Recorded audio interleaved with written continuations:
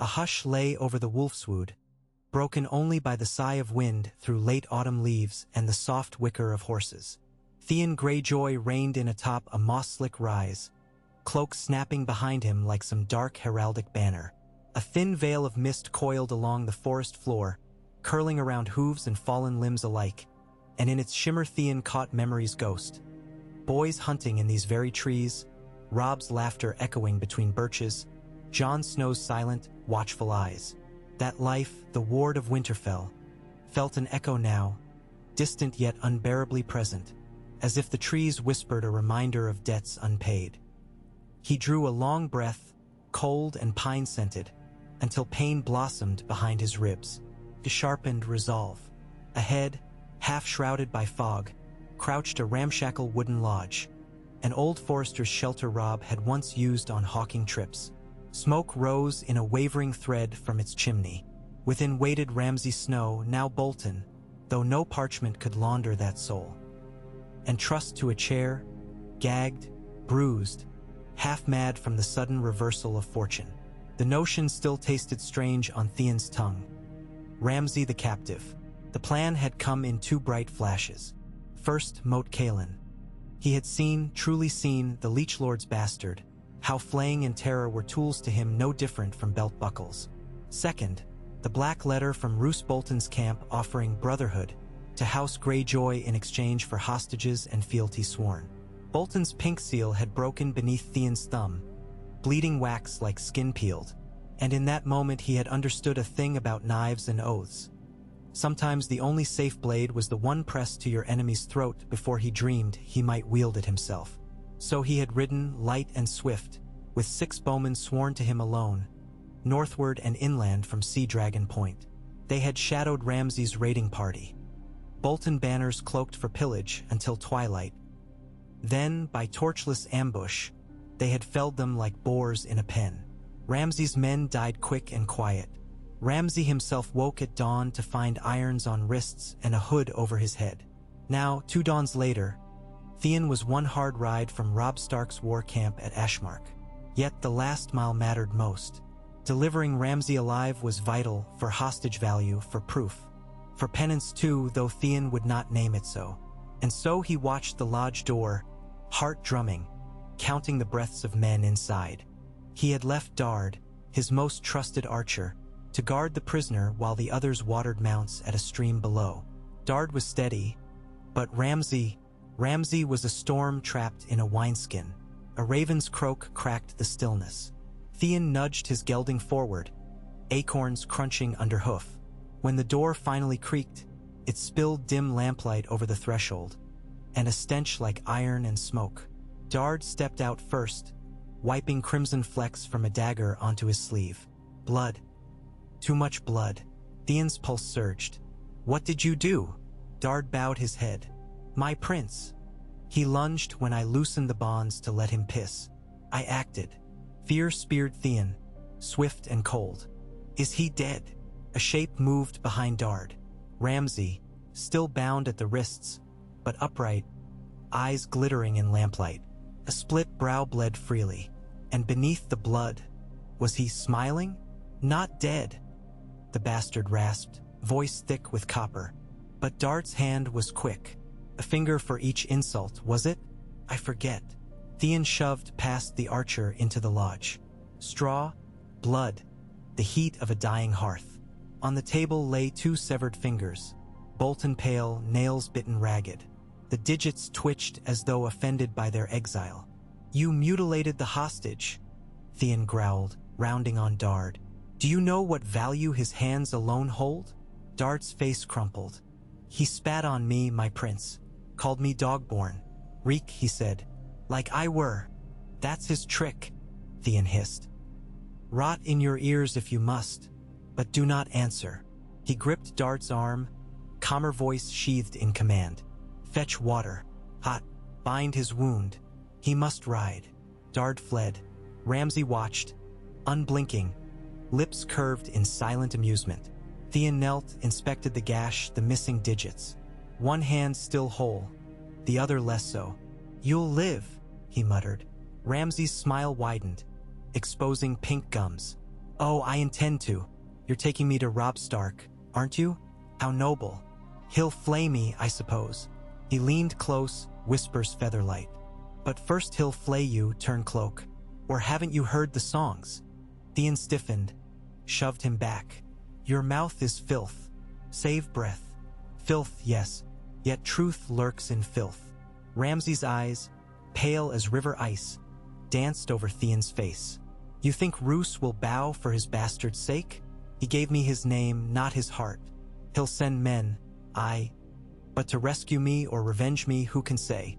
The flayed man has two faces. Theon bound the wounded hand with linen, winding tight enough to silence the bastard's pulse in his fingertips. You will answer for your crimes, Snow. Bolton, Ramsay corrected, then giggled softly. Try to remember. They rode at first light, mist burning off fields to reveal the western hills. Dard and 3 archers flanked the prisoner, crossbows half-cocked. Theon led. Each mile southward untied a knot in his gut, even as Ramsay hummed behind him, some twisted lullaby about rats in grain. By midday the river Red Fork glimmered ahead, and with it the banners of the young wolf. Grey direwolf on ice-white field. Bronze son of House Karstark. Oak of House Tallheart. The war camp sprawled like a city of canvas and stakes across rolling meadow. Autumn grass trampled to muddy pulp. Trumpets announced them. Riders encircled, spears leveled. Theon lifted his helm, face bared to the wind. I come as Prince of Pike, he called, with gift for King Robb, Ramsay of House Bolton, taken in raid on Stark lands. Murmurs rippled through the riders. One galloped ahead for the king. Theon dismounted, hands raised from sword belt in token peace. Ramsay stepped down as well, though slowly, his bonds clinking. He looked around at the cordon of northern faces, eyes alight. Somewhere a horse stamped and snorted, sensing unease. Robb arrived swift, gray cloak streaming, gray wind pacing at his stirrup. The direwolf's yellow eyes fixed first on Ramsay, hackles bristling, a low rumble building in the beast's chest. Ramsay smiled, dipped a mocking bow, and gray wind lunged. Only Robb's thick-gloved hand halted the beast a hair from ripping out Ramsay's throat. Hold, Robb commanded. Gray wind subsided by inches, though lips still peeled back from fangs. Robb's gaze shifted to Theon, once brother, now something brittle. Summer sun framed the young wolf's features, burning away boyhood softness that Theon remembered. In its place, lined brow, a corded jaw, eyes sharp as new-ground steel. You bring me a monster, Robb said slowly, yet you rode beside him at Winterfell. A mistake I mean to right. Theon's voice carried over assembled men. I bring him for judgment, and to show House Greyjoy's loyalty is not for sale to flayers. Robb dismounted, boots squelching in mud, and stood a pace from Theon. Silence stretched taut as crossbow strings.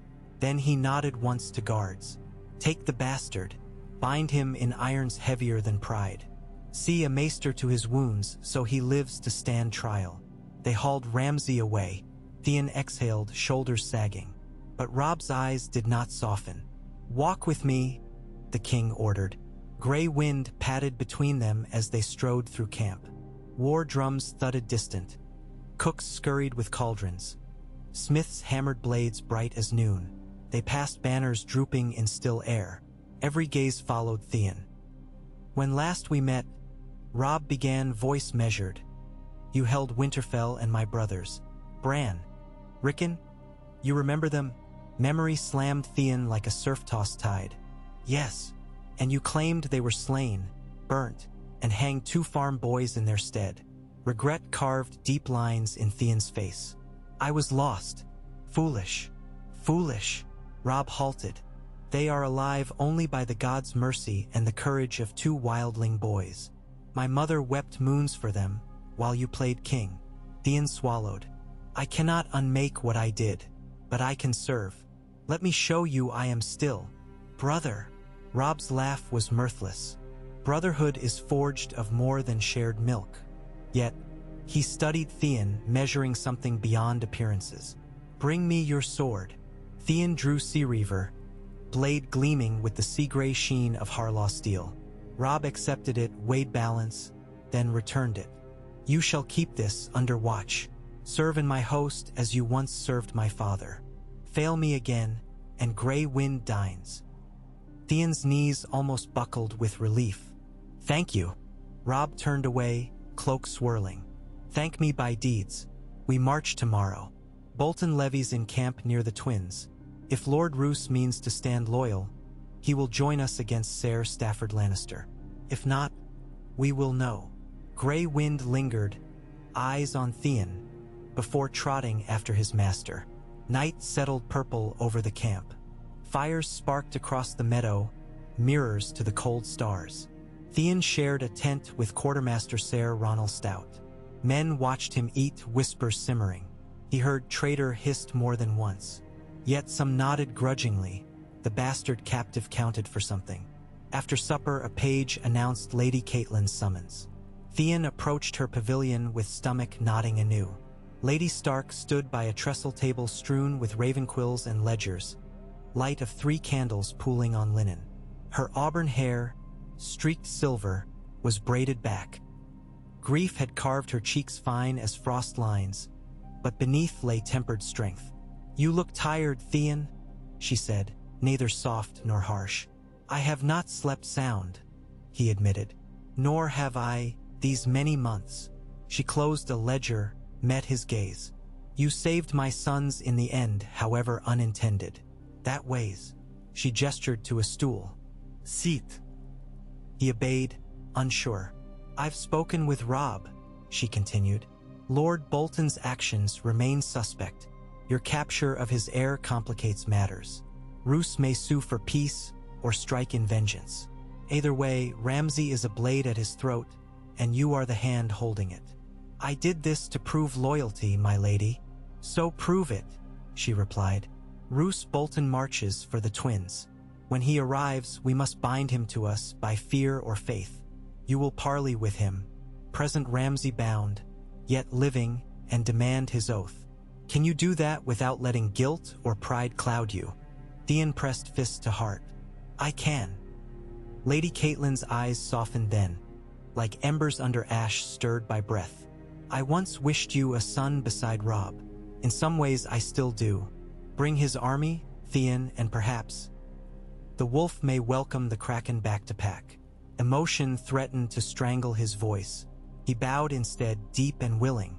Dawn's light painted the Red Fork brilliant gold, but chill mist clung to its banks as if reluctant to yield the night.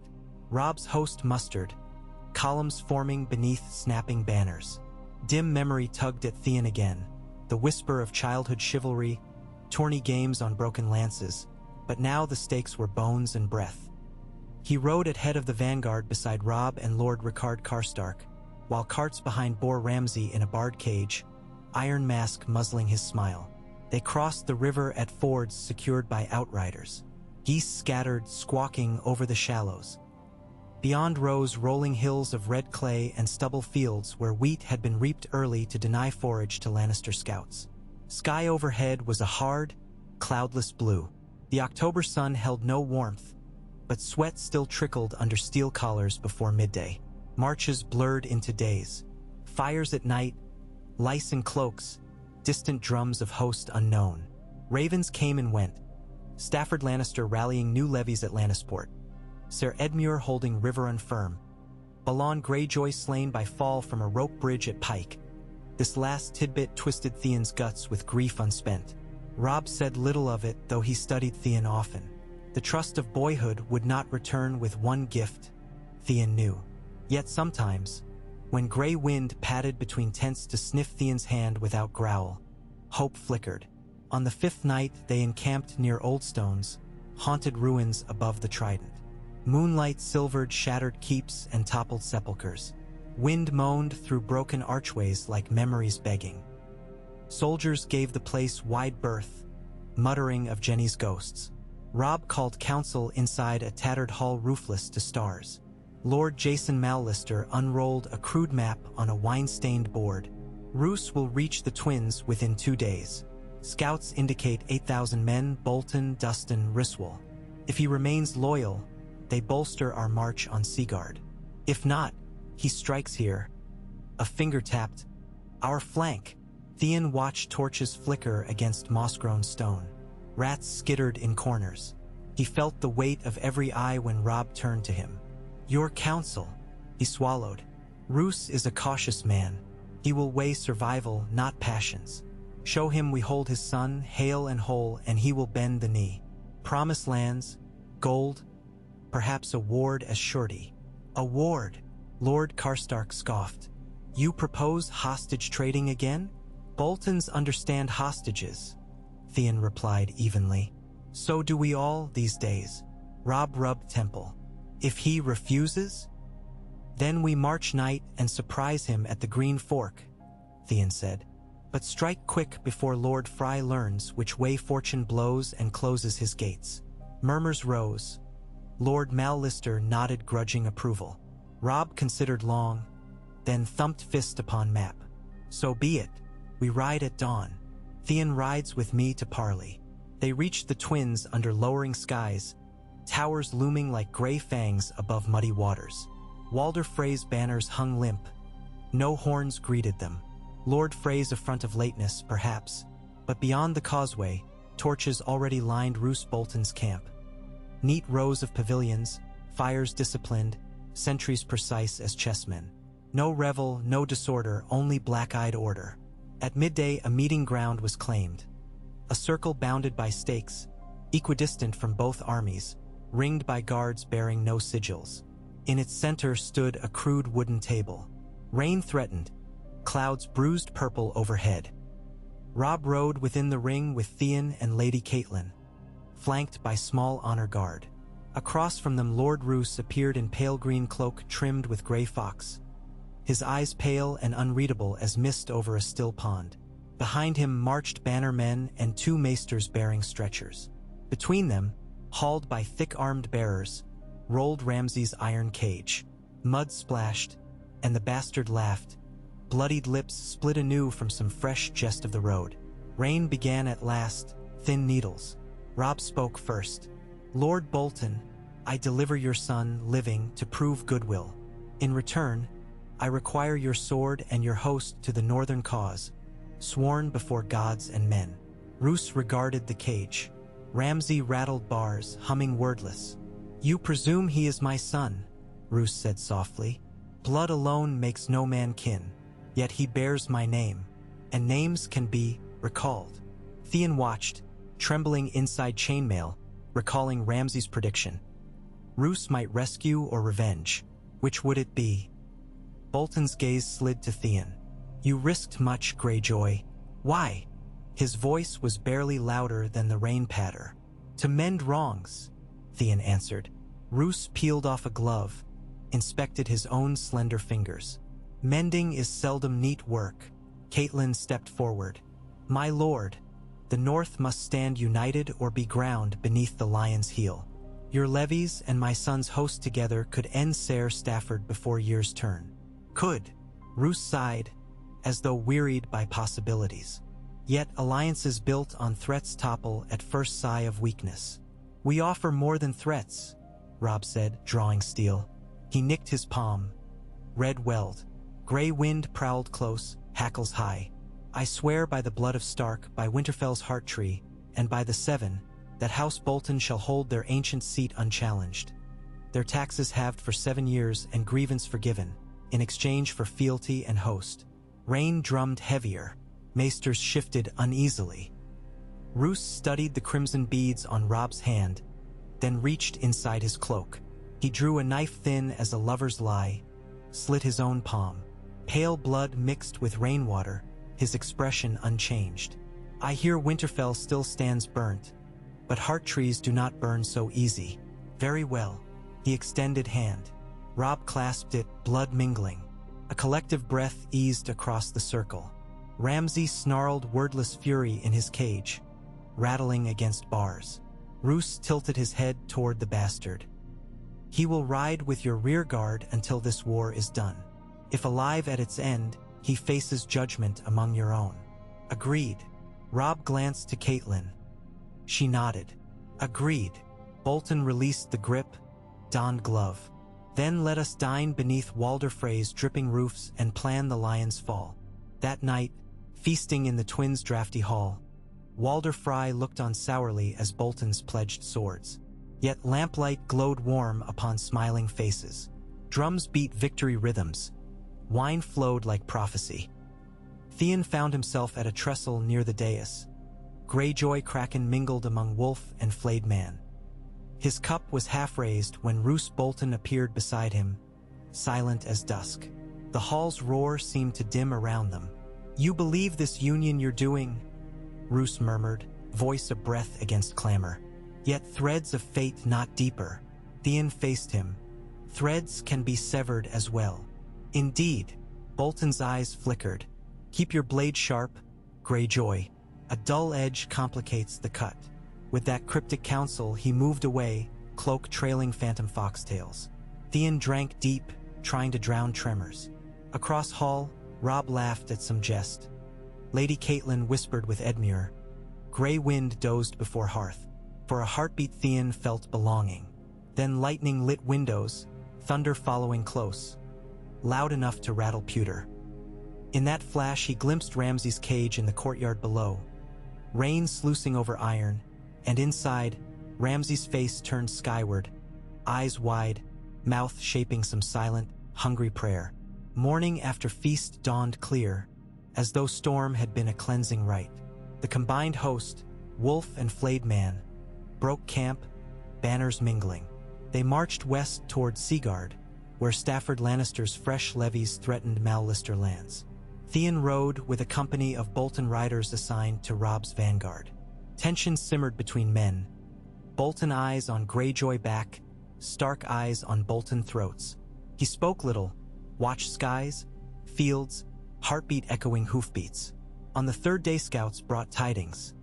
Ser Stafford mustered near Lannisport still, slower than rumor claimed. Robb seized chance. Detachments would harry River Road, sever Lannister supply. Theon volunteered, eager for valor.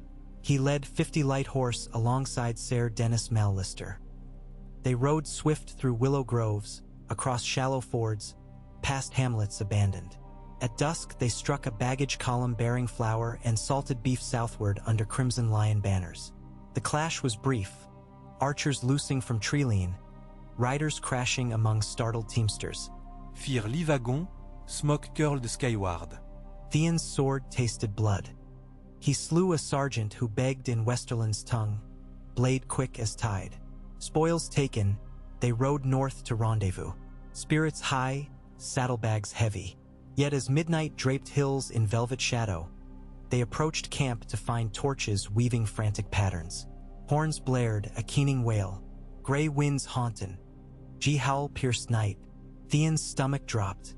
He spurred forward, heart pounding as shapes resolved. Men stumbling, smoke billowing. A pavilion collapsed in flame. Stark and Bolton banners both toppled. Bodies littered mud. The stench of burning hair, the scream of dying horses. He seized a passing squire. What happened? Assassins. The boy gasped. They breached the king's tent. Bolton guards. Theon flung reins to ground. Ran. Through smoke he saw Robb kneeling beside a litter, Maester Luwin tending. Blood soaked Robb's sleeve, but his eyes burned alive. On the litter lay Lady Catelyn, hair dark with claret, throat wrapped in linen already crimsoning. She breathed, shallow, ragged. Shock froze Theon until Robb's voice shattered it. Ramsay, he's gone. Cage doors splintered, guards flayed, literally skin stripped in mockery. A trail of slaughter led to horse prints vanishing into woods. Theon felt the world tilt. This is Bolton treachery, Lord Karstark roared, sword drawn. Roose will die for it. Not Roose, Robb rasped. His wounded arm trembled, yet he stood. He was in council with me when this struck. This was Ramsay, and perhaps sympathizers. Karstark spat.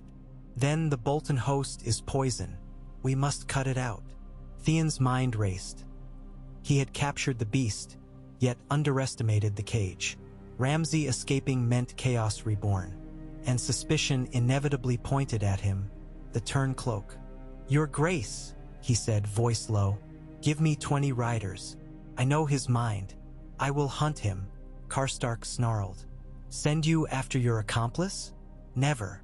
Robb silenced him with look alone. "Go, Theon.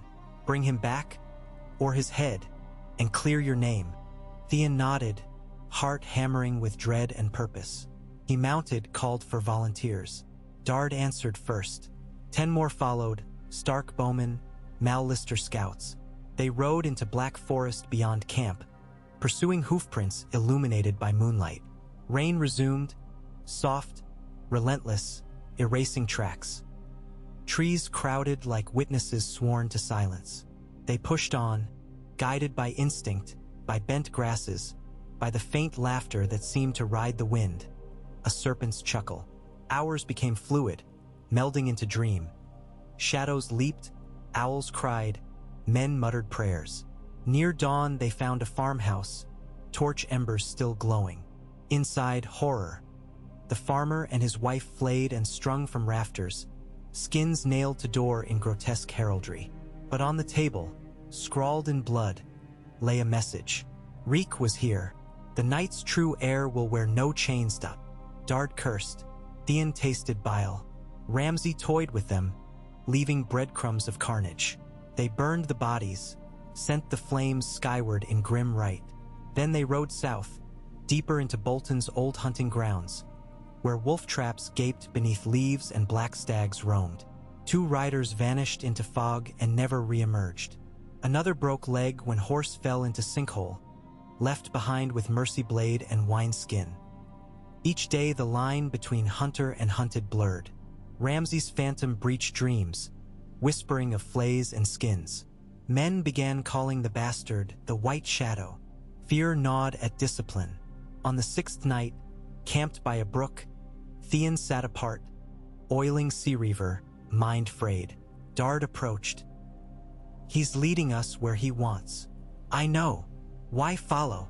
Theon rested blade across knees. "Because if he reaches Roos's host, war tears itself anew. And because I delivered him alive, my burden." Dard squatted by fire, voice hushed. "Do you think you can win? Man like that, he's wrong inside." "I have to," Theon replied. Criquescent. Stars glinted through ragged cloud. Dard offered a flask of pepper rum. Theon refused. He needed edge, not comfort. At dawn, a raven perched upon a branch above their fire, croaking thrice before fluttering east. Beneath its perch hung another skin. Rabbit this time, message carved upon flesh. "Turn back, Kraken." Theon clenched jaw. "He knows me." Dard spat. "Then make him fear knowing." They pressed on. Forest thinned to moorland, heather sighing under gray sky. Hills rolled like frozen waves. On the horizon, a lonely tower rose. The ruins of Stout Shield Keep, an old Reaver watchtower from days of the kings in the north, abandoned since long night mere legend. Ramsay had chosen ground. The riders circled base by midday. Door gaped, black. Arrow slits yawed like hungry eyes. Silence oppressive. Theon felt cold seep from stone. Inside spiraled a narrow stair, slick moss underfoot. They ascended, torches guttering. At top, a broken chamber opened to sky, walls jagged where roof fallen. There, seated on a half-crumbled throne of granite, waited Ramsay Snow, shirtless despite chill, wounds crusted, one hand gloved in bloody gauze, the other clutching crossbow primed. "Well met, my Kraken Prince," he purred, levering bolt level with Theon's breast. "You sought me." Men fanned out, knocking arrows, but Theon raised hand. "Alive," he reminded. Ramsay scoffed. "Alive's a matter of heartbeat. Yours might falter." His eyes roved the chamber, bored. "Shall we parley? I offer terms." Dard growled. "Drop the bow, bastard." "Dard." Ramsay clucked tongue. "Still nursing your stump of pride?" He waggled bandaged hand. "We're pair now, you and I. 9 fingers apiece." Theon stepped forward, sword sheathed, palms open. "You've spilled more Stark blood, but surrender and Robb may yet spare your life." Ramsay laughed, echo bouncing. Life is knives, Greyjoy. Some for carving, some for cutting free. I have many. He gestured with crossbow. Let us trade secrets. You crave absolution. Perhaps slaughter me and claim redemption. But consider, Roose moves pieces you cannot see. Flayed man flies beneath wolf at present. Those skins peel easily. You're stalling, Theon said. He edged closer, heart pounding. Your quarrel cannot kill us all. No, but it can drop you first. He aimed, loosed. The bolt hissed. Theon dove with splintered wall behind. Chaos erupted. Arrows twanged. Men shouted. Ramsay rolled behind a collapsed pillar. A second bolt whistled past Dard's cheek, slicing flesh. Steel sang. Theon drew Sea Reaver, advanced. Rain began, falling through open roof, making stone slick. Come, Kraken, Ramsay taunted. Show me salt and iron. Theon leapt a fallen beam, swung. Ramsay parried with crossbow-like club, then drew a thin dagger, red-stained. Blades flashed. Theon's arm jarred as steel met steel. He feinted, thrust. Ramsay twisted, graze across ribs. Blood beaded on pale skin. The bastard grinned wider. They circled. Dard moved to flank, but Ramsay hurled a hidden dirk, struck Dard's throat. The archer collapsed, gurgling. Theon's cry wrenched from chest. Rage surged. He pressed attack, sword carving arcs of silver in rain-washed air. Ramsay retreated to parapet, back to yawning drop. Wind whipped hair. Careful, he chuckled. One misstep. Theon lunged. Ramsay sidestepped. Sea Reaver bit stone. Ramsay slashed, blade catching Theon's shoulder. Pain flared bright, yet Theon seized Ramsay's wounded hand, twisting. Bones ground. Ramsay screamed, dropped dagger. Their bodies grappled, slippery with rain and blood. Edge of parapet crumbled under boot. For heartbeat they teetered, sea of heather far below. Let go or fall, Ramsay hissed. I choose neither, Theon spat. He slammed forehead into Ramsay's. The bastard reeled, dizzy. Theon hooked foot behind ankle, cast weight, sending Ramsay sprawling on stones inside parapet. Crossbow lay near. Ramsay scrambled, but Theon kicked it away, then planted knee on chest, sword tip pricking Ramsay's throat. Around them, surviving riders formed wary circle. Thunder rolled distant. Yield, Theon commanded. Ramsay's smile flickered, faltered, and he laughed. A choked, ragged thing. Yield? I was born in screams. You cannot cage storm. He spat blood, eyes blazing. Kill me, Kraken. Theon's hand shook. Memory of Bran, of burnt bodies that were not Bran, pressed heavy. Killing Ramsay could free him, yet Robb needed the hostage. Winterfell's safety, Bolton fealty, hinged on life more than death. He withdrew blade a hair. Bind him, gag him. No more cages, chains. He stood, blood dripping from shoulder. Riders obeyed, iron shackles clacking. Ramsay's laughter died as gag stuffed in mouth. Theon knelt by Dard, but the archer's eyes were glassy, breath gone. Grief hollowed Theon's chest. He closed lids gently. I'll see you to the sea, he whispered. They bore Dard's body down tower, rain easing to mist.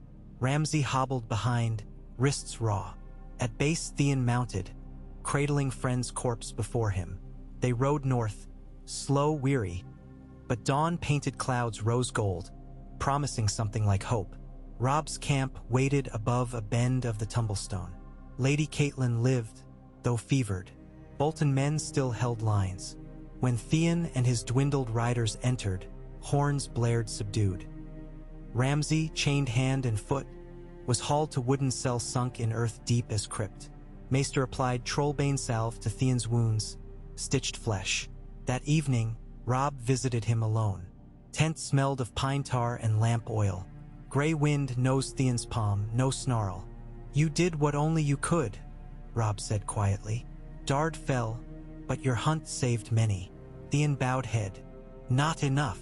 War rights cost in blood. Robb's eyes held sorrow older than seasons. Bolton host remains uneasy, Some nights whisper you plotted escape to look the hero. Theon flinched. I do not believe them, Robb continued. Yet trust is fragile. Prove them wrong tomorrow. Ride at my side when we cross swords with Ser Stafford. Theon lifted gaze. Gladly. Robb clasped his uninjured arm. Then rest. Battle dawns. Grey wind padded out. Theon lay upon cot, exhaustion iron-heavy. Rain drummed again, steady, cleansing. He closed eyes, saw Dart's face, heard Ramsay's laughter swallowed by chains. Beyond tent, men sang low, a northern dirge woven of ice, sorrow, and defiance. Sleep claimed him at last. Morning unfurled trumpets and steel. Fields of Seaguard rolled beneath banners. Wolf, kraken, flayed man, trident sun. Lannister host shimmered red and gold on distant ridge, shields bright as dawn. Theon mounted beside Robb, armor polished, sea reaver in hand. Wind carried salt tang from distant sea, stirring something deep, heritage and hope entwined. Drums thundered. Robb raised sword. 1,000 voices roared answer. The charge began, hoofs pounding earth that had seen kings rise and fall. And amid that thunder, Theon Greyjoy rode, not as ward nor hostage nor turncloak, but as man remaking fate, each breath forging new verse in saga yet sung. Behind, in darkness beneath the soil, Ramsay Snow waited, chains biting wrists, plotting. But for now his laughter was silent, drowned by clamor of war and by the steady, unbroken heartbeat of a kraken who refused to drown twice in the same tide.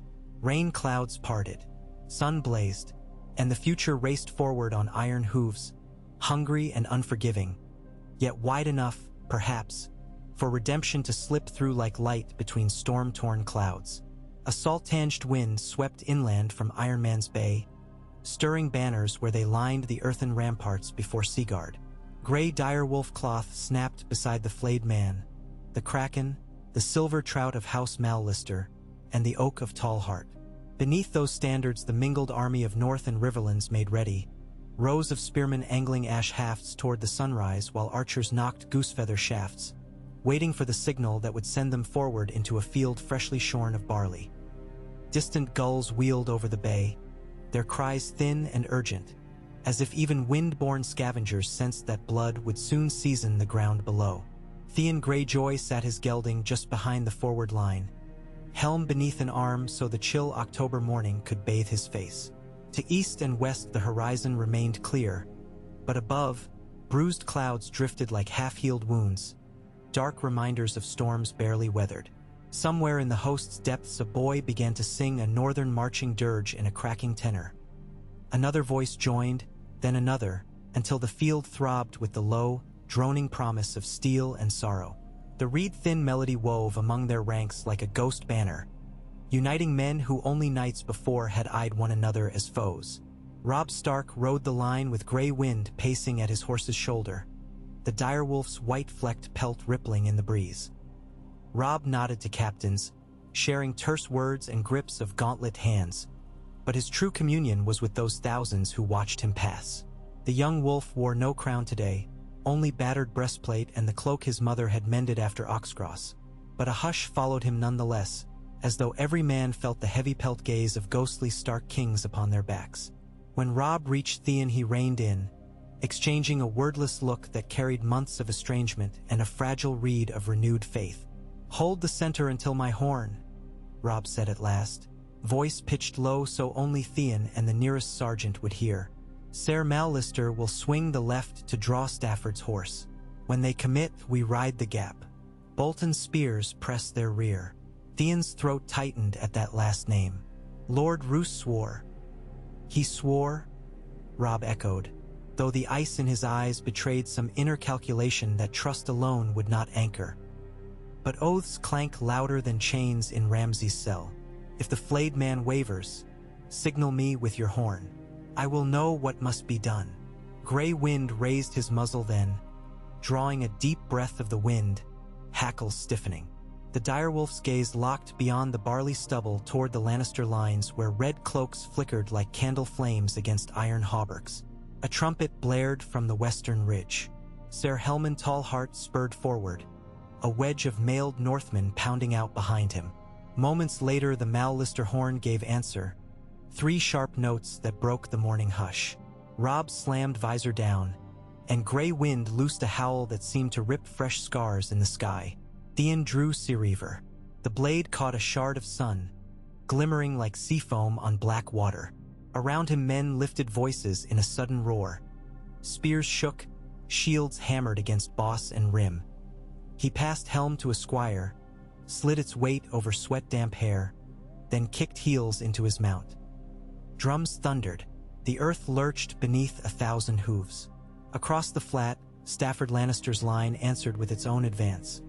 Bright sergeants on piebald coursers, heavy infantry in disciplined blocks, and at their center 3 companies of knights whose plate flashed crimson and gold. For an eye blink, the mirrored armies appeared like twin shores of a single river, each racing to meet the other's reflection.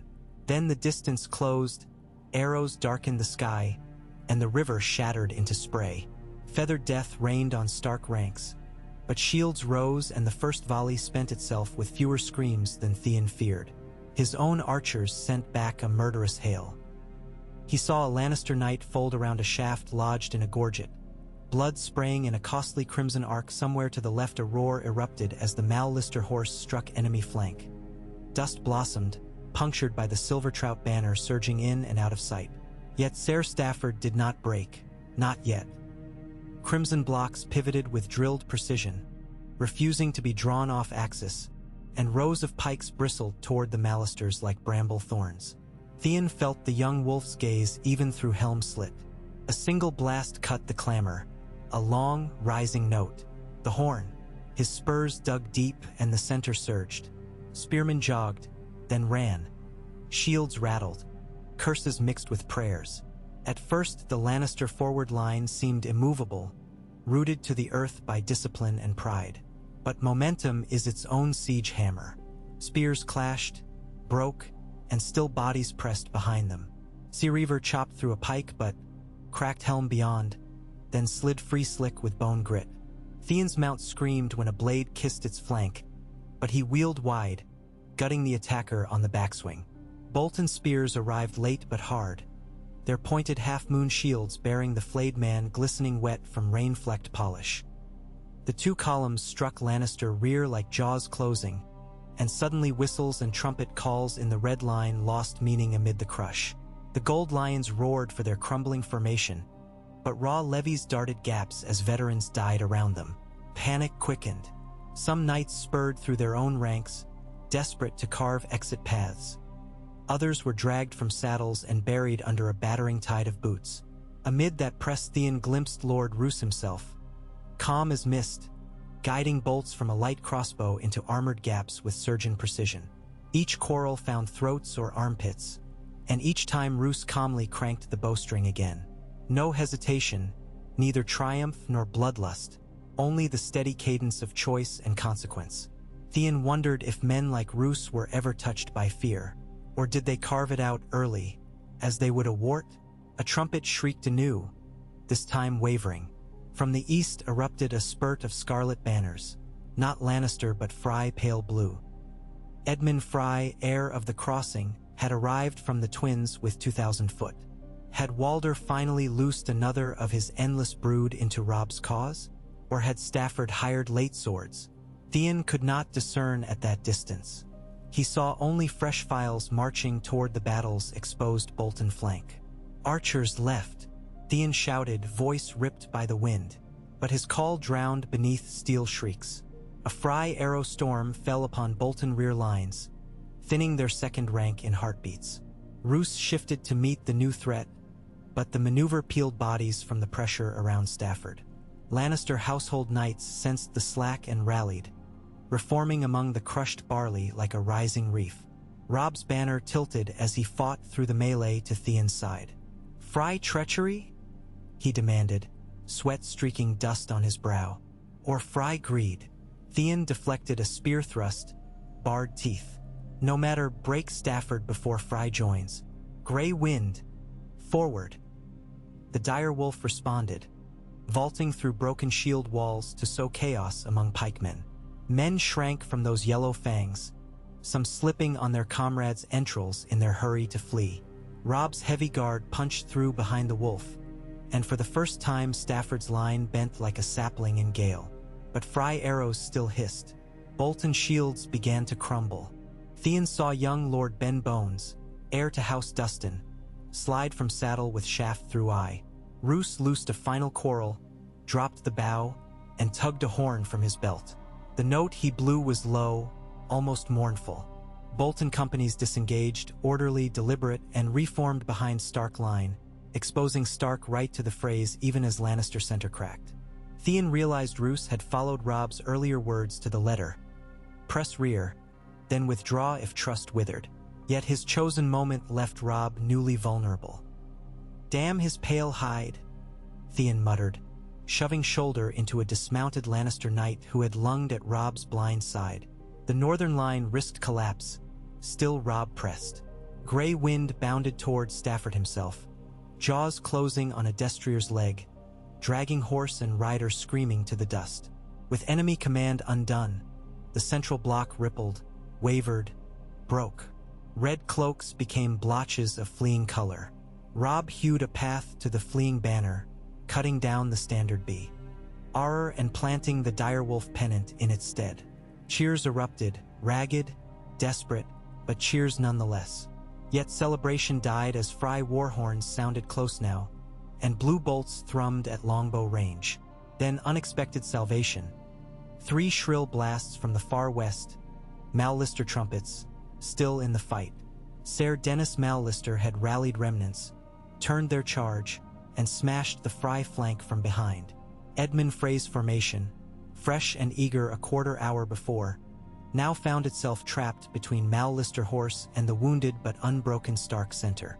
Their arrow storm faltered into confusion.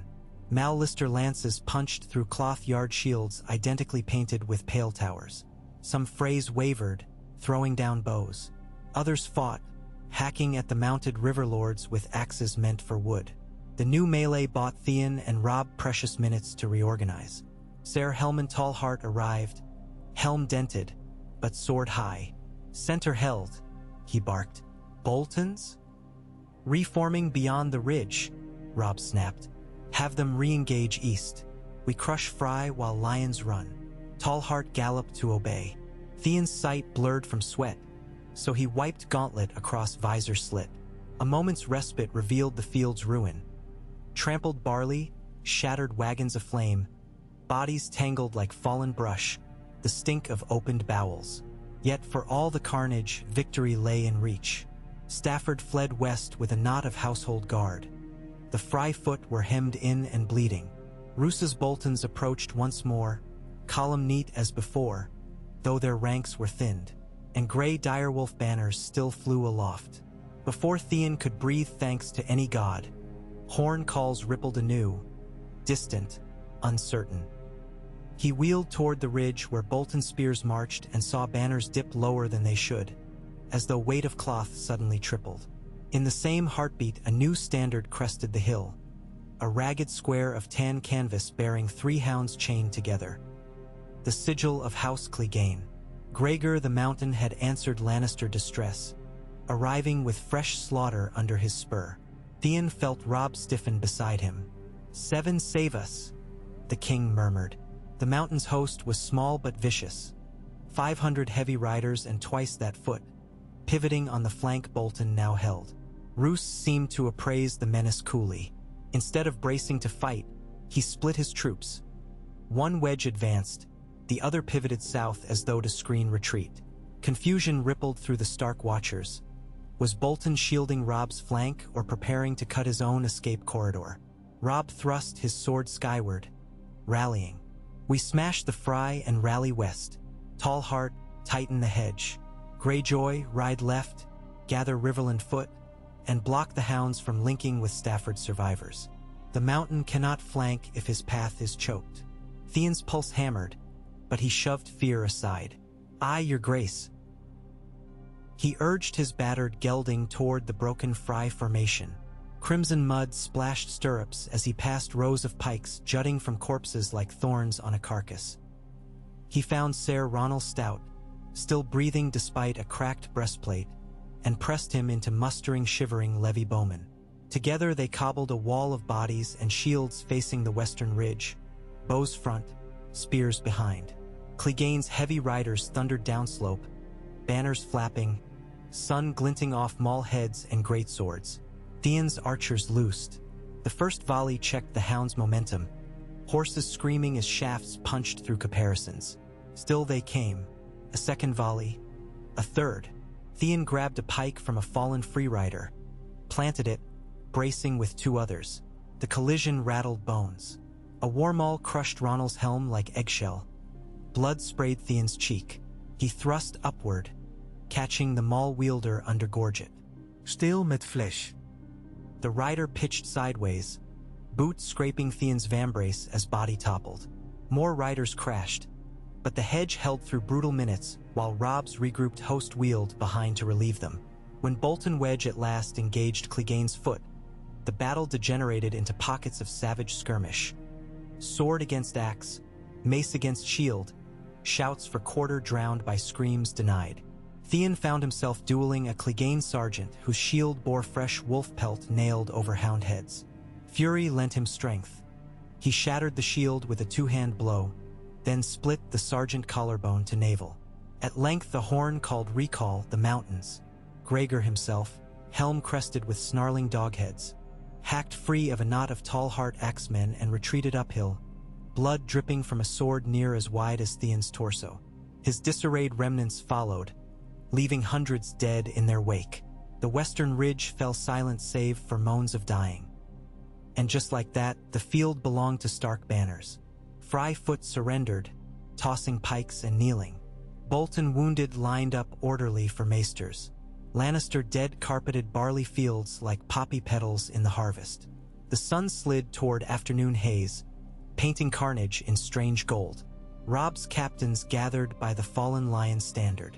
Theon limped to join, left boot squelching from a rent through which his blood pulsed into soggy wool. Yet pride layered the pain. He had not failed the king. Lord Roose arrived last, immaculate save one ragged slash across sleeve. He bowed. "The lion is declawed, your grace." Robb's smile was weary but true. Declawed but prowling still. Stafford escapes. The mountain limps away. "I'd call that some claws yet." Roose inclined head. "We clipped them nonetheless. Our dead will fill 3 pyres, there's 5 at least." The phrase, too. A flicker crossed Robb's face, grief or calculation. Walder must answer why his heir sided with lions. "Walder answers to coin," Roose replied. "Edmund perhaps answered to ambition." He paused, gaze sliding to Theon. "Yet answer he shall in chains." Theon inclined his head toward Robb. "Your grace, field secure. Shall we see to Lady Catelyn?" Robb's shoulders sagged then. "Aye, mother needs good tidings." He ordered Mallister outriders to scour for Stafford. Tall-heart men erected pavilions for triage. The dire wolf padded at Robb's heel as they returned across the field's ruin. Inside a hastily pitched healer's tent, Catelyn Stark lay pale but alert, her neck swathed with fresh linen. Maester Vyman dabbed wound wash across stitches fine as spider silk. She managed a thin smile when Robb entered, but it faltered upon seeing the gore on his breastplate. "One then?" she asked, voice husky. "One," Robb confirmed, sinking to his knees beside the cot. "At cost, but one." He clasped her hand. Catelyn's gaze sought Theon standing just behind. "And you, my island prince, still with us?" "I weathered the tide, my lady." He bowed. Vyman shooed them after a moment. Healing required quiet. Outside, the tent twilight colors brushed the sky. Campfires sparked to life, and the smell of burning offal drifted where corpse pits were dug. Near the stockade, Ramsay's holding pit crouched beneath a crude timber roof. 2 Stark guards stood watch with crossbows half-drawn. Theon paused above the grated hatch. Torchlight licked down the ladder, revealing Ramsay seated against the far wall, wrists manacled overhead. His bandaged hand wept pus, but he seemed oblivious, humming tunelessly at a rat gnawing crusts beside him. "Did you enjoy the Song of Steel?" Ramsay called, voice raw but lively. I felt the ground tremble. War is such a lover. She leaves kisses deep. Theon knelt by the grate. Your father's levies bled so you might face judgment. 80 dead Bolton men. Ramsay laughed softly. Bolton men die all the time. Some get new skins. You should see the fit, quite. He ran tongue over lips. Snug. Your words dig your grave. Perhaps. Ramsay shrugged against his irons, wincing. Yet you are the gravedigger, and I smell the grave on you now. How many did you harvest today? Greyjoy? 20? 40? Does each soul whisper in your ear as morning dew dries? Theon stood. Sleep, bastard. Your dawn will be darker than any dew. He turned away, unsettled. The wind shifted, carrying laughter from the pit long after he left its shadow. 2 nights later, the northern host encamped beneath moss-veiled oaks along the coast road. Victor's songs drifted with camp smoke, but a tension underlay the revel. Uncertainty whether Roose Bolton's oath might hold in the days ahead. Scouts reported Gregor Clegane fled toward Harrenhal. Stafford had reached Lannisport with tatters of his levy. The Iron Throne muttered wrath. Yet ravens also brought curious news from King's Landing. Queen Regent Cersei had quarreled with her father over gold shipments diverted to the Iron Bank. Some whispered Lannister unity cracked like thin ice. Theon sat with Robb, Lady Meage Mormont, Galbart Glover, and Roose around a flickering map. They traced lines of march, debated winter stores, traded grim jests about Frey treachery. One matter haunted them. Crossing the Red Fork to threaten Casterly Rock, or striking east to menace Harrenhal and disrupt royal courts. Roose recommended east, citing supply wagons and plague rumors licking the Westerlands.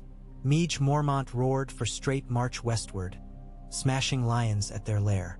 Robb listened, fingers steepled.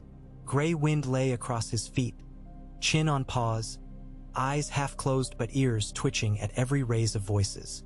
Finally, Robb called for wine. When goblets circled, he said, "The gods granted us victory because we stood united in face of betrayal. Bolton, Mal Lister, Greyjoy, every banner. I will not squander that by dividing counsel with old grudges." His gaze flicked from Roose to Theon. "We heal first, then march where foe least expects." Roose dipped head in icy assent.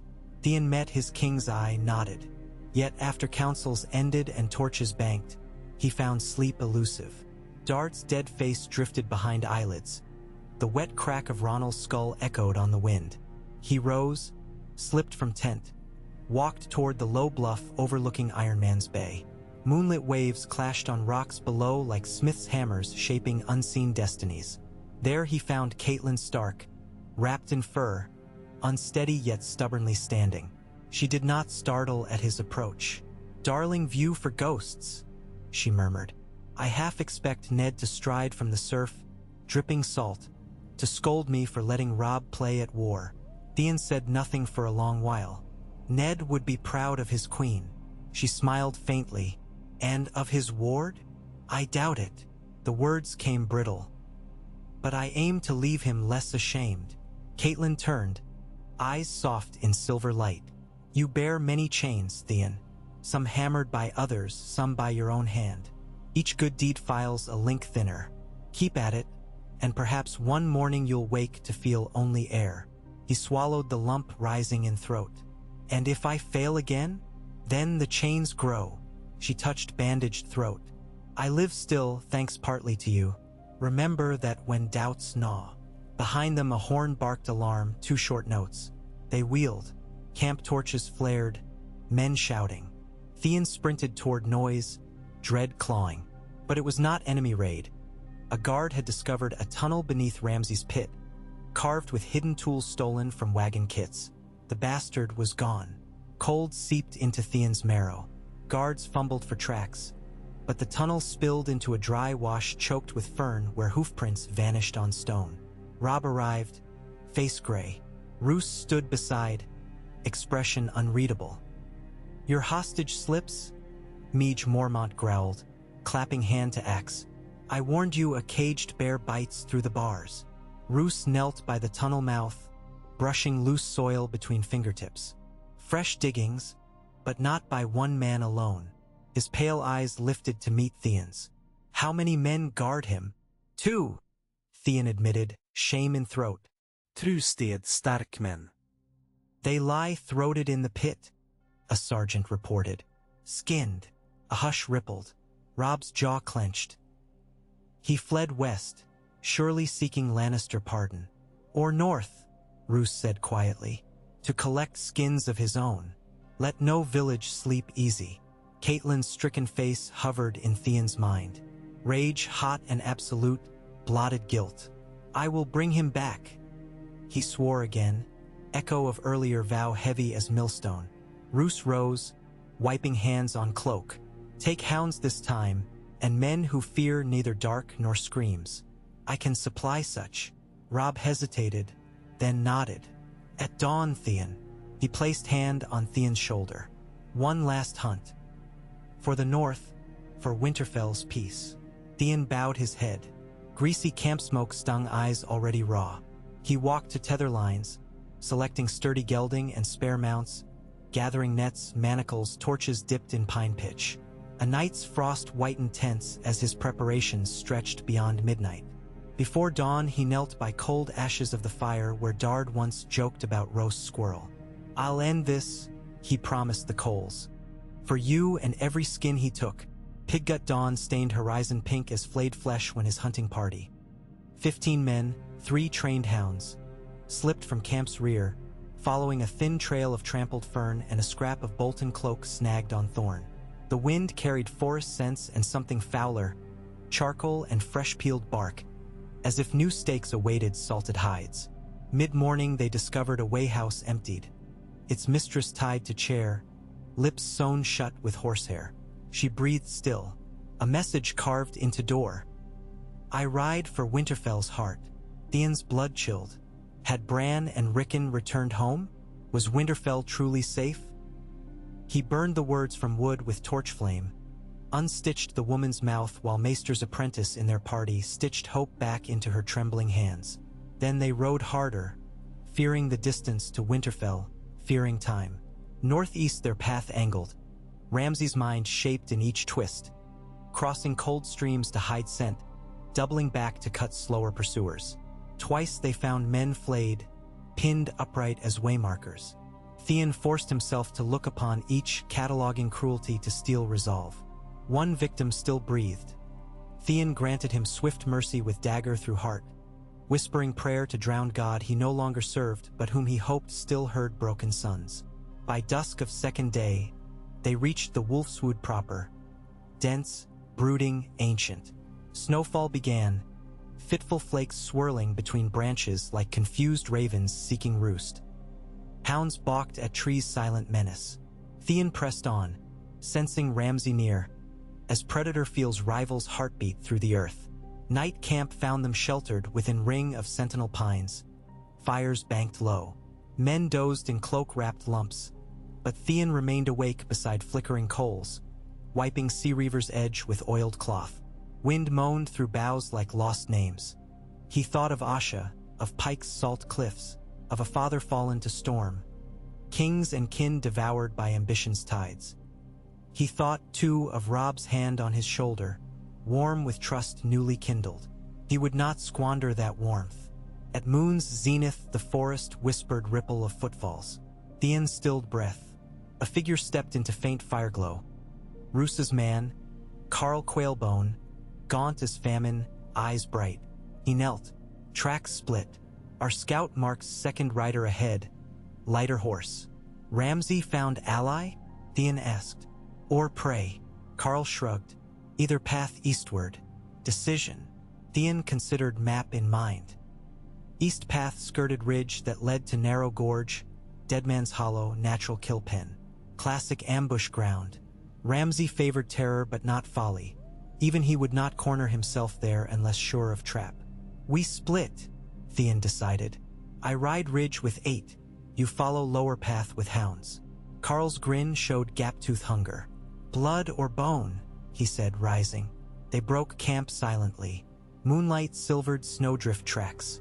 Theon's party climbed the ridge, hoofs crunching thin crusts. Trees thinned near summit.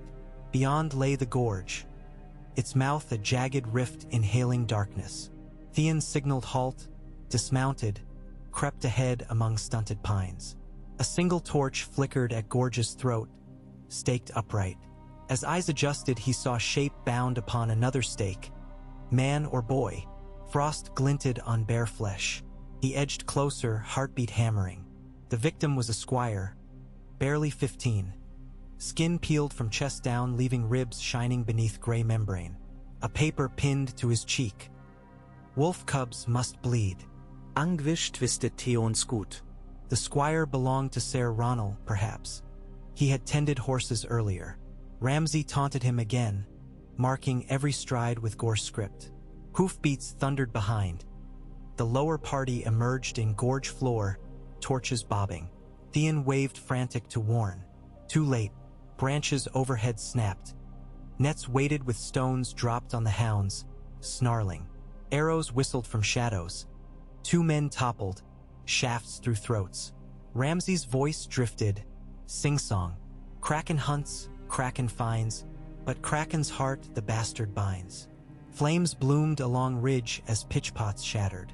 Night erupted orange, revealing silhouettes of Bolton deserters, perhaps 10 bows drawn.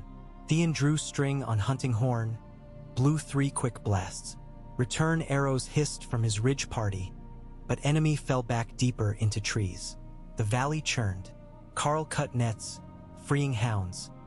Beasts lunged, mauling archers pinned by brush. Theon slid down scree, sea reaver flashing.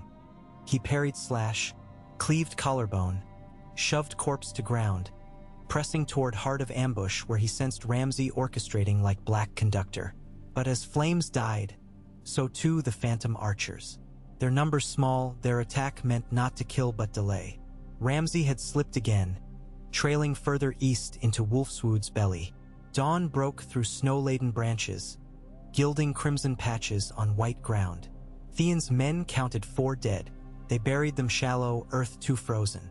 Gave words, broke over burnt bread, then saddled up. "We chase him into winter itself," Carl muttered, adjusting fur collar. "He rides for Winterfell," Theon said. "We must reach it first." The thought spurred them. They pushed hard, eating dried venison, drinking melted snow. Day bled into next and next. The wolfswood grew thicker, old-growth weirwood faces glimpsed and gone, their carved eyes seeming to follow the desperate riders. One midnight they smelled smoke, peat and pine resin. Following scent they crested hill and gasped. Far off across dark expanse rose Winterfell's familiar silhouette, towers etched black against starlit sky. No banners flew. No lights but a solitary glow from broken watchtower. Yet thicker smoke coiled beyond eastern wall, tinted an ugly pink by flicker of unseen flames. Ramsay had beaten them, or had some other foe struck. Theon's breath formed ghosts. He turned to his ragged companions. No rest, no caution, ride. They galloped downhill, hooves muffled by fresh snow. As outer fields opened, Theon saw stakes planted irregularly, 9 in all, each bearing flayed corpse, skins fluttering like obscene pennants. One skin betrayed gray stripes of dire wolf pelt. Terror churned his stomach. Gatehouse stood ajar, portcullis chain severed. They dismounted, crept inside, steps ringing on ice-slick cobble. The courtyard lay strewn with ash, as though a great pyre had devoured wagons and straw stores. No sentries remained. They entered Great Hall. Inside hung thick smell of tallow and something fouler, rotten meat. Banquet tables overturned. Atop dais the hearth glowed low. Above it hung a fresh banner. Pink field, flayed man reversed, skin side out. Ramsay's personal twist on Bolton arms. Footsteps echoed from corridor. Hounds growled.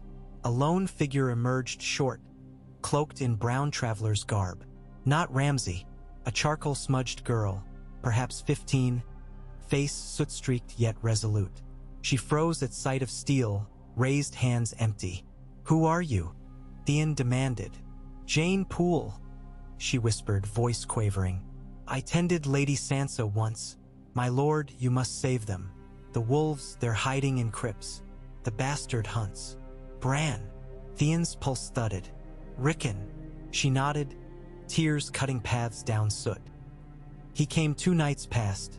Burned guards alive, says he'll flay every Stark pup. Maester Luwin's hurt. I escaped through broken Sally door. Theon gripped her shoulders. Take us to crypts, quick. They wound through passageways, halls echoing emptiness. At every turn Theon expected Ramsay's blade. At every gust of cold air he tasted reek of death. Down spiral stair they descended, torches sputtering. The stone grew clammy, lined with dust older than kingdoms.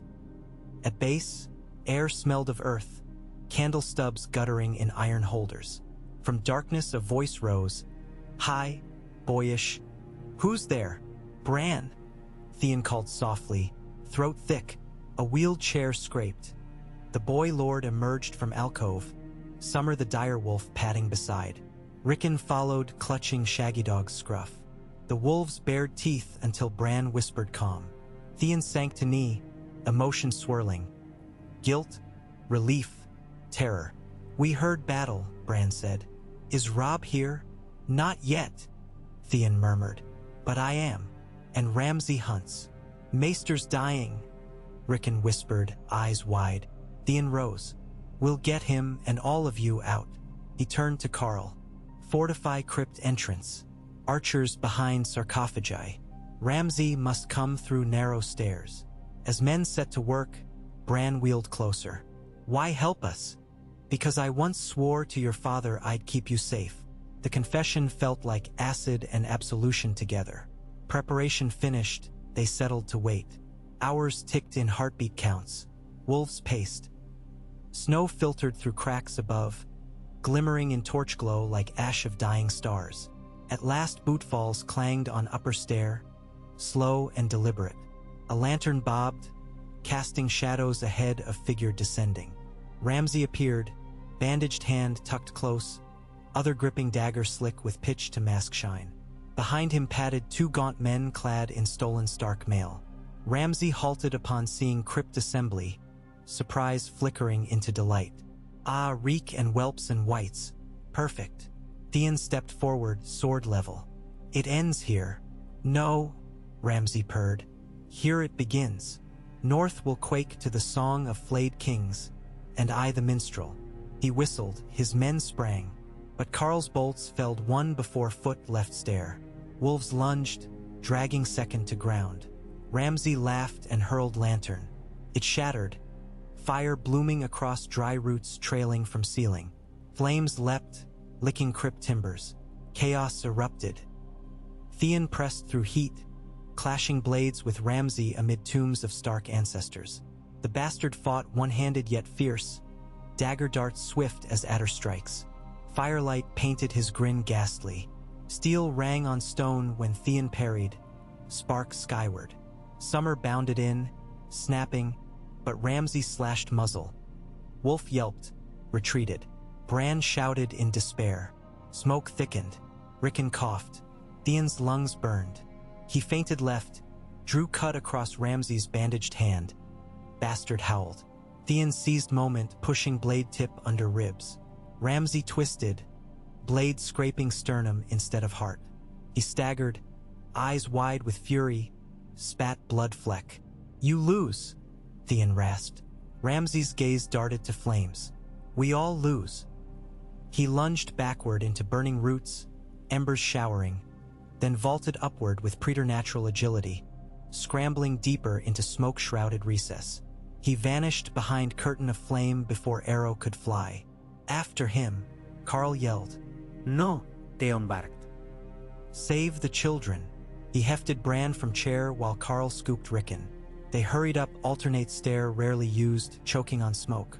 Wolves followed, first smoldering. Behind, crypt fire roared louder, ancestral bones crackling. They burst into bitter night. Snow fell heavy now, muffling coughing sobs. Winterfell courtyards lay deserted but for flicker of fleeing shadow along rampart. Perhaps Ramsay slithering away once more. Maester Luwin lay in cold tower chamber, pale, wound festering. Theon's maester's apprentice tended, but hope dimmed. Bran clasped old maester's hand.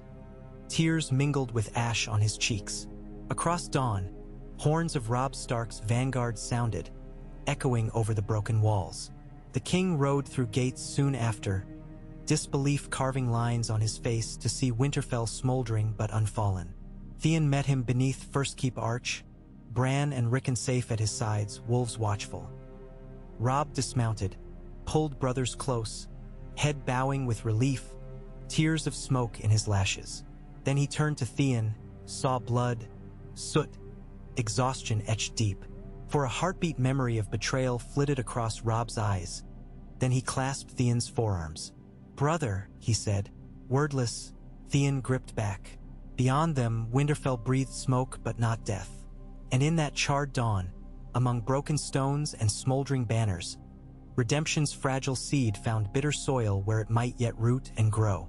But somewhere in the haunted woods, Ramsay Bolton, half-burned, half-mad, still wandered with dagger and dream of skins. The hunt was not done, the war not won, and winter's jaws yawned wide. Yet for the first time since he had seized the Stark stronghold in pride and folly, Theon Greyjoy felt the walls of Winterfell rising around a heart that beat not for salt and iron alone, but for pack and hearth and promise of new oaths kept. Snow drifted in ragged curtains across the corpse-strewn yard where the last of the fires hissed themselves into ash. 3 days had passed since Winterfell's rescue, but dawn still rose bruised and anxious, as though the sky feared what men might do beneath it. Robb Stark stood on the battlements of the inner wall, cloak snapping in a wind that smelled of pine pitch and half-frozen blood, watching the gray world stir. Below, carpenters hammered new braces into the gatehouse ribs. Small folk shuffled through charred rubble in search of salvage. Black-cloaked knights watch brothers, summoned south in Bran's name, stacked Bolton and Fry corpses for burial in the godswood ground that would never wholly forgive them. Behind the king, Theon Greyjoy approached with the cautious tread of one who still counted each redeemed heartbeat. His mail shirt, borrowed from the Winterfell armory, gleamed fresh-oiled, but soot clung in creases where no cloth could reach. He carried a scroll case bound in blue ribbon. "Raven from the twins," he said. "Lord Walder blames his heir's youthful zeal for the attack at Seaguard and begs your grace to send Edmund back alive so he may carve justice from his hide." Robb's lips twisted. "Let him beg. I'll keep Edmund until I decide whether chains or grave suit him better." His gaze roved the yard once more, settling on the broken bell tower where a tattered flayed-man banner still fluttered. "We won a field, not the war. Roose swears loyalty, yet his bastard stalks these woods and half the north whispers that blood follows blood. He can't hide forever." Theon rested forearms on the stone coping beside him. "I put 200 riders on every road between here and the Dreadfort. If he shows his face, they'll bring it back in a sack. Or he'll bring theirs." Robb exhaled, white cloud torn away by wind. "Too many ghosts in these walls already. I will not add fresh northern names to the pile." Theon flinched, thinking of Dard, but pressed on. "Let me ride. You're bled near dry. Not so dry I can't swing steel. I know his turns, his scent. He'll head east for the rills, skirt the bar rollins, keep flaying until word spreads fear. It buys him followers among broken men." Robb's silence weighed heavier than stone. At last he nodded once. "Take 40, no more, and Ser Brynden to temper your boldness." He glanced south, where the Blackfish drilled recruits in the shadow of the first keep. "Bring the bastard back, dead or chained. Only that." Theon dipped his head, heart drumming. He started away, then paused. "Bran asked for you. Maester Luwin roused an hour ago." Hope flickered across Robb's fatigued eyes for the first time in days. He clasped Theon's shoulder. "Good luck, brother." The word warmed Theon more than any hearth. He descended the stair, crossing cracked flagstones toward the stables where wind howled through half-collapsed rafters. Inside, Ser Brynden Tully saddled a rangy chestnut, one cheek still livid purple where Clegane's maul haft had clipped him. He eyed Theon's haste with a veteran's calm. "So the pup wants to sniff the bastard's heels," the Blackfish said, adjusting girth straps. "Fine, but we ride light. No tents, no cook fires, No green boys will piss themselves at the first flayed corpse. Hijos sea su men. Theon swung into his own saddle. Carl Quailbone leads 10 scouts. Ser Roderick's nephew Wayne joins with 5 archers. The rest are spears of the Wolfswood, hunters who tracked stag for Lord Eddard before I ever dreamed of iron. Then fetch them. Brynden pulled a fur over mail. And pray your bastard bleeds red like other men. They left the broken castle at dusk, slipping through Hunter's Gate while torchlights still danced atop the barbicans. Snowflakes whirled like dying moths. Hoofbeats crunched crusted drifts where wildlings' prints had not yet melted. By midnight they reached the King's Road, turned east beneath skeletal birches, and let their mounts settle into the long mile-eating trot that rangers favored. Frost rimed beard and brow, but no one complained. Silence served better than muttered oaths when hunting a man who savored echoes of fear. Morning found them at the edge of Widow's Barrow, tumulus mounds hunched in wind-scrubbed heath. Carl lifted a clenched fist. The column halted. He dismounted, knelt beside a thawed patch of snow. Boot prints, narrow, deep, led northeast. Beside them, drag marks too small for adult. Theon's stomach clenched. "Child?" Wainpool asked, voice hoarse. "Someone small, yes." Carl rose, eyes hard. "No blood on snow yet. They won't stay alive long," Brynden said. "Move." They followed the trail through gorse and stone for 3 leagues until smoke smudged the pale horizon. Ahead, a crofter's hut sagged between thorn bushes, roof half-caved by snow weight. The door hung open. Smoke seeped listlessly from inside. Theon drew blade, advanced. Within, a girl of perhaps 10 winters lay beside cold hearth, hands bound with gut, throat intact but blue with bruises. She stared blankly at ceiling, breathing shallow. On the wall above her, flayed pig skins dripped fat into cracked bowls that once held porridge. A parchment scrap pinned by pigtail read, "One skin buys another, 2 buys 2. Think how many you owe." Theon ripped it free, crumpled it. He knelt, cut the girl's bonds. She whimpered but clung when he tried to rise. "We can't keep her," Brynden warned. "We can't leave her." Theon wrapped his cloak around the child, passed her to Wayne.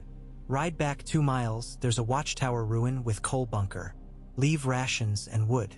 She lives or she dies, but she won't bleed for him." They lost an hour for mercy and paid it with a winter's bite sharper than any bastard's dagger. By dusk they overtook the trail again, now joined by hoofprints of 3 mounts. Blood-flecked snow where 1 horse stumbled. Crimson told Theon they were close. That night they bivouacked in the lee of a granite tor. No fires. Men chewed hard biscuit, washed it with meltwater. Theon sat against stone, rolling Ramsay's parchment between fingers until edges shredded. He remembered salt spray on Iron Man's Bay, his father's voice praising reaving, his own thrill at stolen lambs, soft bellies opening under curved blades. Reek, Ramsay had called him, yet the reflection stung because it bore some truth. But not this time. He would not mirror the bastard's sins. He would end them. Moon dipped low when Carl's hiss cut the stillness. Rider ahead, alone. Theon crawled to ridge lip. A lone figure trudged beside a limping horse, lantern bobbing. Snow-muffled sound but lamp glow revealed torn cloak. Hood up, too short for Ramsay. Scouting decoy? He signaled archers hold. The figure staggered, fell to knees. Lantern rolled, snuffed by snow. Brynden cursed under breath, slid down slope. Theon followed, blades ready. They reached the stranger, an emaciated squire in Bolton livery, face waxy with frostbite, eyes wide and unseeing. "Help!" Reek said help. He croaked, then coughed blood. Theon knelt. "Where is he?" "Gave me horse," said Ride to Dreadfort, "warn father." Blood burbled at his lips. "He rides Crow Ridge. Said he has skins enough for a crown." His eyes rolled white. Life fled. Brynden checked pulse, shook head. "He buys time with meat puppets. Crow Ridge lies 2 leagues east. Steep ground. We catch him before dawn," Theon vowed. Crow Ridge rose jagged from the plain, its snow-drenched pines clawing at a starless sky. The pursuit climbed switchbacks slippery with ice, breath wheezing from mounts. Near summit they found remnants of camp. Fire pits stamped out, charred bones, a Bolton dagger drilled into pine trunk. Beyond, a narrow saddle bridged to a second peak. Their tracks vanished under fresh powder. Wayne examined the edge.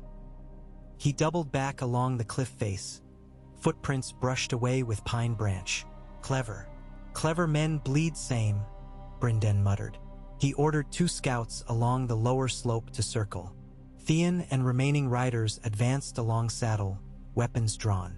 Halfway across, an arrow hissed from darkness, thunked into a horse's breast. Beast screamed, pitched over, sending rider tumbling toward abyss. Others wheeled. More arrows whistled, but angle steep, shots came from below, not ahead. Down slope, Theon barked. He slid sideways, boots carving trenches as he crashed through spar shrubs. An archer in patched mail rose from behind a rock, knocked second shaft. Theon hurled dagger. It buried in man's throat. Blood steamed. A second foe lunged with spear. Brynden's sword took him hip to shoulder before he finished his shout. Silence returned but for wind. In its lull Theon heard a faint whistle. Not arrow, tune. A lilting childish song drifting among pines. Ramsay. He followed the sound deeper into trees. Men shadowed him, but distance grew. Snow underfoot swallowed tread. The tune flitted like wisp wind, always further. At last he reached clearing above a frozen tarn, moonlight reflecting like hammered tin. On its shore stood Ramsay, cloak charred at edges, hair singed, one cheek a raw patch of blistered flesh. He smiled, as though old friends met on holiday. Kraken. The name dripped sarcasm. Have you come to drown me? Only to end you. Sir gleamed. Ramsay's gaze flicked behind Theon. Alone. Enough. Not enough. He lifted a hand. 5 shapes emerged from treeline opposite. Ragged men in bits of Stark and Lannister mail, eyes glazed from poppy seeds and fear. Each held crude spear. Theon advanced. Lay down, he told them. Run and live. He'll flay you when bored. One hesitated. Ramsay laughed. They know my boredom, Greyjoy. Better the certainty of your blade than my imaginative mood. The inside surged. First spearman thrust high, he ducked, hamstrung the man. Second stabbed low, he sidestepped, split skull. Third turned to flee. Arrow from Carl, suddenly at ridge, felled him. Others broke. Ramsay gave no care, already circling Tarn's rim, moving toward an outcrop where a tethered horse stamped. Theon sprinted. Ice cracked under boots, but held. Ramsay loosed a throwing knife, nicked Theon's arm, then another, catching him in pauldron seam. Pain flared. They met at shoreline, blades clashing, sparks shedding onto ice. Ramsay fought one-handed still, but desperation added feral strength. He hooked Theon's wrist, nearly tore sword free. Theon kneed him in gut. Ramsay spat bile and backhanded with pommel, splitting Theon's lip. Steel scraped, locking, faces inches apart. Theon smelled soot and rotten pork. You think this redeems? Ramsay panted. You'll always be the wolf's dog, tail tucked, hoping for thrown bone.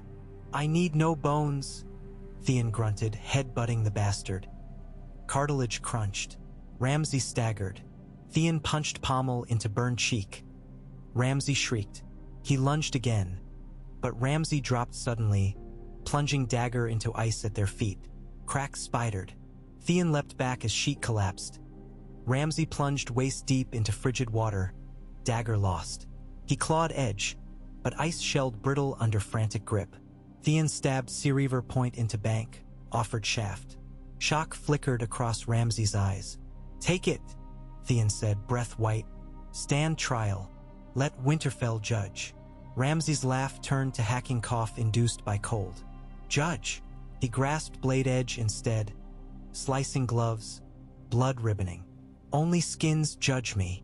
He yanked, wrenching sword from Theon's hands, but lost grip as ice fractured further.